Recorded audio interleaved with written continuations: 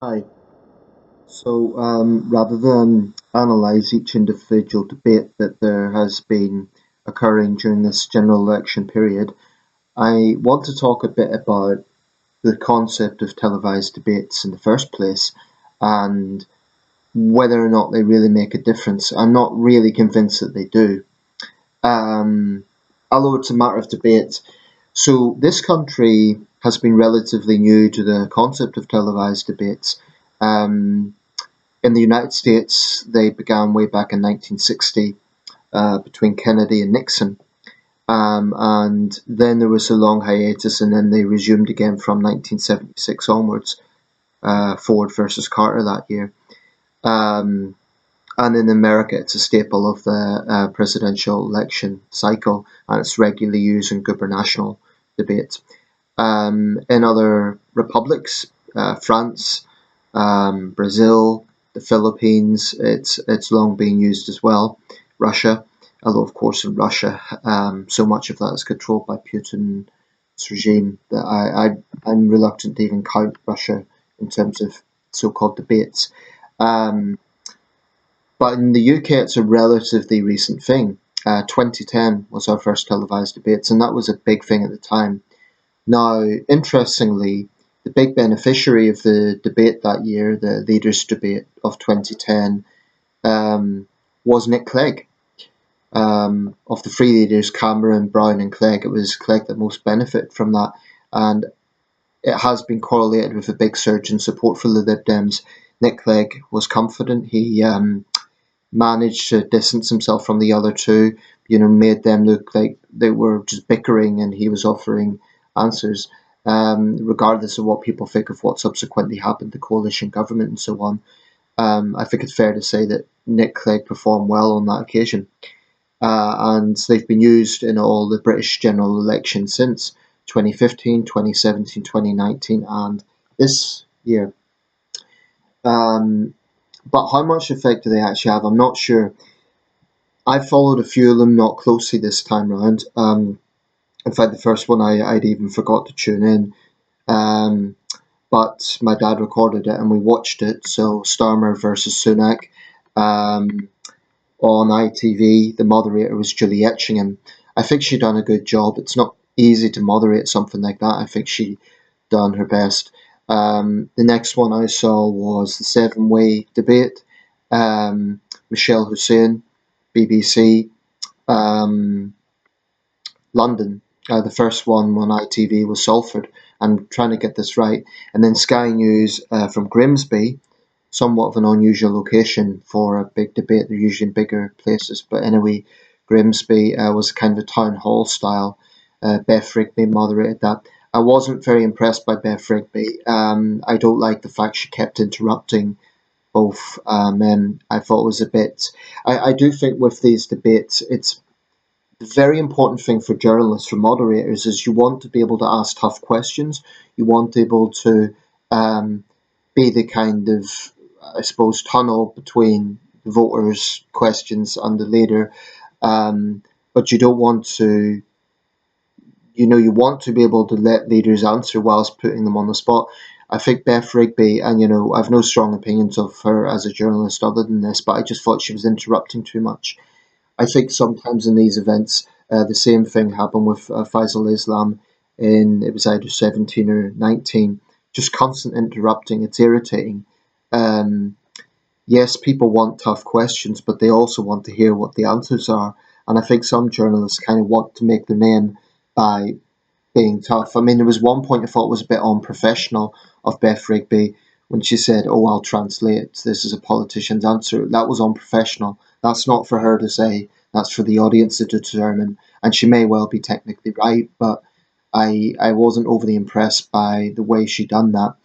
Also, there was one guy in the event at Grimsby. He basically said to Starmer, you're a bit robotic and I'd like to see more of the old Starmer. But then he contradicted himself by saying, the old Starmer was, the legal Starmer was also robotic. So it's like which Starmer does he prefer? And Starmer didn't quite know how to answer that one. Um, I think there is a degree of theatre with these things. I mean, you get these instantaneous polls, and the first one, surprisingly, Sunak slightly edged it 46 to 45, but then the next day, another poll gave Starmer the edge. In the Sky News one, Starmer was well ahead of Sunak. Um, but, a lot of this is theatre. I don't know really how accurate TV debates are in terms of showing what direction the parties are going in. I mean, I've always felt that you get a handful of people, maybe 4 or 5 people, who will ask questions of the leaders. I think that's quite a privileged position to be in, to be asking literally, one of these men will be the leader of the country, to ask questions, and the idea is they're meant to be kind of representative of what are general concerns. I suppose there's no other way to do it. You can't have like loads and loads of people asking questions. Um, but I do think a bit of the format is meant to be a bit theatrical. Certainly in the seven-way debate, inevitably that's going to be messy when you have seven leaders on the stage. Farage done his thing of saying that he was an outsider, and the other six are just using teleprompters, which had the Plaid Cymru leader on the defensive. Then that whole debate was remembered for Penny Mordaunt and Angela Rayner squaring off, and there's been numerous other debates. Um, I think now that they have been introduced to our election, to our election system, to British politics, they're not going to go away. And I'm not totally against them. I think they can make for interesting viewing. Sometimes, when the right questions are asked, it can put leaders on the spot in a way that takes them outside the comfort zone of maybe planned questions in the Commons or at hustings. Um, so they aren't, there is some merit there. But I do feel you get some ambitious journalists who think that, they seem to mistake asking tough questions with just being adversarial for the sake of it. Um, you see, to me, a journalist, yes, should ask important questions, ask tough questions, but they shouldn't be rude. There's no, I mean, that doesn't really add anything to it. And constant interrupting, um, and feeling that they have to be adversarial, that's not the same as being a good journalist. A good journalist will ask tough questions, but I think being rude is just unprofessional. Um, that's how I feel about it. I know not everyone would agree. Some people would say it should be even rougher. Then, of course, the question is they need to ask the questions that the public want to raise, because you don't want to go to the other way where it looks like they're just giving them a free ride. I think sometimes the smaller parties get a free ride. I remember it wasn't part of the main debates because it wasn't a major party, but the Women's Equality Party, their leader was interviewed on, it was Good Morning Britain or something, and she was just given a free ride basically. There was no tough questions asked. Are you going to represent all Britons, or are you just interested in half the country, half the population? So I think sometimes the smaller parties get a bit of a free ride. Um, but realistically, Sunak was right. Only he or Keir Starmer will be Prime Minister, and almost certainly it will be Keir Starmer. Um, Interestingly, in that 1960 debate between Kennedy and Nixon, those watching the televised format thought Kennedy won. Those listening on the radio thought Nixon had won. And the election itself was very close. Kennedy just pushed it, but it was very close. Do I think that any of these debates will change the outcome of the election? Even if it was a close election, I'm not really sure that it would. I think honestly, most people, my ballots arrive today, I get postal vote. I honestly think most people have some idea what way they're going to vote, or they're not going to vote at all. I'm not sure that many people look at a television debate and think, oh, that swayed me. Maybe I'm wrong about that. Maybe it does. Um, I think a lot of it is theatre, to be quite honest. Um, Sometimes leaders are even reluctant to take part. Now, I think that's wrong. And not just in this country, in the Philippines election in 2022, the winner, Ferdinand Marcos Jr., was the one candidate who didn't take part in presidential debates, but he won anyway, which maybe shows that debates don't have that much influence. Um, he is something of a controversial character because he's defended his father's dictatorship. But, he won fair and square in the Philippines' democracy today. He won, but he was the only major candidate who didn't take part in the debates. Um, so It's not just in this country where there's question marks over how influential they are. But I certainly don't think there's something that's going to go away now. In the 90s, apparently in 1997, there was calls for a debate between Major and Blair. It never happened. Blair never actually took part in televised debates. I think had he done so, he would have performed very strongly because Teflon Tony was always very, very good on the campaign trail. Um, so, yeah, let me know your thoughts. Have you ever watched a televised debate? Has it had any influence on your thinking? Because there's always this feature like, oh, who won the debate? But really, even if one candidate performs slightly better than the other, it's not guaranteed that they'll win an election. I guess it's more of a media profile. It perhaps, I suppose, one thing it could do is introduce leaders the public might not otherwise know. But then you get a situation where, for example, you know, the leader of the SNP or Plaid Cymru or other, factional parties, nationalist parties, for example, even if people in England or Wales agree with the SNP, they can't vote for them. Likewise, if they agree with Plaid Cymru. So I think it's a bit pointless having them in a seven-way debate. I think they should be in the localised debate in Wales or in Scotland. There was a localised STV debate in Scotland. But the fact of the matter is, the nationalist parties are, they're by nature, I was going to say sectarian, I'll get myself into hot water for that, but, they are factional parties because they are only interested in the direction of one part of the country.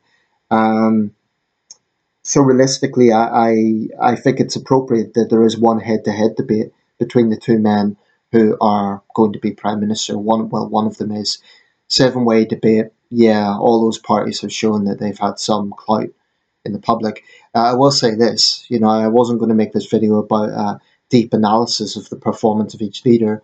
I will say though, the Greens are absolutely the last party I would vote for. The only thing I'll say about the Greens is they want to really tackle the big greedy energy companies, and I would go along with that. But the Greens, in my opinion, cannot be trusted. They're supposedly an environmental party, but they're not on the side of law and order because they support Just Stop Oil. And given half a chance, I honestly think the Greens would abolish the military, close all prisons. I think they're pretty far left beneath that surface. Recently, they've also been exposed for on some anti-Semitic positions. Um, I would say at the moment, I'll probably vote Labour, but I'm not settled on it. For me, if I was to rank the parties in terms of my how I would vote, this is like very, very, very loose because I've got issues with each party. Probably Labour, Liberal Democrat, Tory Reform, Greens. I'm not including the SNP and Plaid Cymru because they're not national parties. But yeah, Greens I would put at the bottom. I just don't trust them. Reform have some interesting positions. Farage has just said, no party, he doesn't call it a manifesto, because no party can promise regarding the future. That's actually quite astute. I know there's been some controversy over something some Reform candidates supposedly said. They had this election leaflet showing Sadiq Khan, Rishi Sunak and Keir Starmer and Dal Boy, and, wasn't racist. And, Farage sort of dismissed that. I think some of that's scraping the barrel. I don't think it was particularly racist, perhaps a bit cheeky. But, Starmer was in that as well, so I don't know how they could dismiss it as racist if Starmer was in it as well. It's a bit like that whole Lee Anderson thing. The thing I don't like about Reform is they are the hard edge of what the Tories would propose. For example, they're talking about two strikes and you're out with the welfare system. If you're offered two jobs, then you'll be sanctioned if you don't take the second one. Well, that just shows Farage is as much out of touch with what a lot of claimants go through as the Tories are, because it doesn't work that way. Anyone who's been through the system knows that if you're not qualified for a job, it's not realistic to say, "Oh, just take it." Um, I think that's unreasonable. And I also have a problem with treating claimants as if they're criminals. One thing I do like about reform, I will say this, they take a hard line to crime. They would have mandatory jail for violent offences, which, I mean, it's absurd that that isn't already the case. And they would gradually phase out community policing, replace it with bobbies on the beat, actual policing. Well, that's all good. The one problem with their proposals is the prison population. The simple fact is, I'm a hardliner on crime, but our prisons are overpopulated. What they need to focus on is building prison places, not even building new prisons, although I'd be in favour of that, but expanding prison capacity. I do not think the answer to overcrowded prisons is to free criminals. I think Labour needs to focus on building more prison spaces. I've argued this over and over again because it's good for prison staff, and it eases pressure on inmates as well. So it's a win-win for everyone. It's a win for the public as well, because if you release dangerous people to the public, that's reckless. We're in a situation where judges aren't sending criminals to prison because of